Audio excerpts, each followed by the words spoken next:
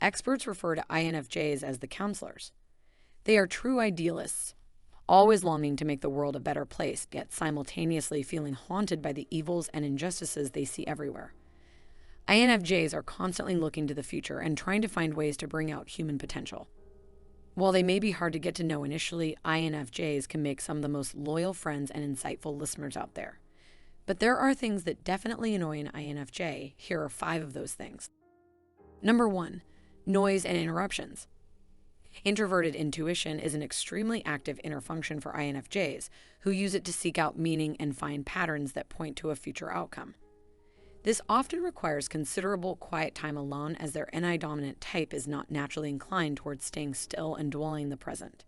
Interruptions, noise, and excessive sensory stimulation can push INFJs over the edge of their comfort zone. Too much noise or disruption from other people. They are a sensitive and introspective type, so they may find it difficult to tolerate disruptions from other people. If an INFJ is in a quiet environment and then there is an unexpected burst of noise, it can be jarring and disrupt their concentration. This can lead to them feeling stressed or overwhelmed, which can ultimately decrease their productivity. It's important for others to be considerate of their needs and not disrupt them unnecessarily. Sensory overload from strong smells, bright lights, etc. The INFJ is intensely perceptive and has a great sense of smell. This can be both a blessing and a curse, as they can be overwhelmed by strong smells or bright lights. Interruptions that are not relevant to the discussion or task at hand. When an INFJ is trying to focus on a conversation or task, they may find themselves interrupted by irrelevant comments or questions. This can be frustrating because it takes away from their ability to communicate and concentrate.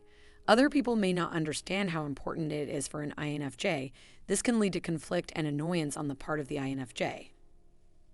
Along with needing peace and quiet to access their intuition, extroverted sensing makes them especially sensitive to sensory stimulations in their environment. Number 2, fakeness and attention-seeking behavior. INFJs are often critical of people who try to assert themselves through attention-seeking behaviors or who are melodramatic.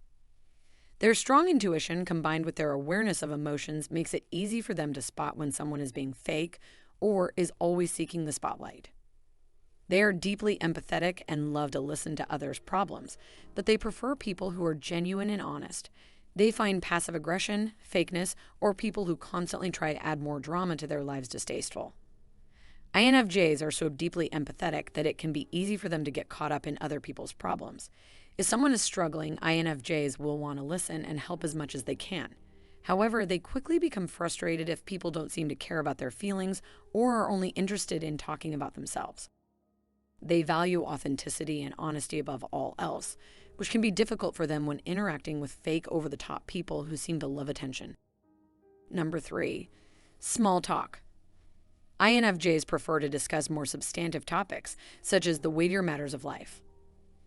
While they know it's sometimes necessary to engage in small talk, they're eager to get on topic and delve into deeper conversations. INFJs can be frustratingly indirect and may seem uninterested or unwilling to engage in a conversation.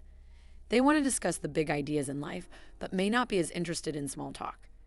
They can be frustratingly indirect and may seem uninterested or unwilling to engage in a conversation. They often prefer face-to-face conversations where they can express their thoughts freely. When conversing with someone who is not an INFJ, it's important to be patient and understand that they are more interested in discussing more substantive topics. One of the main things that they like to talk about is their vision for the future.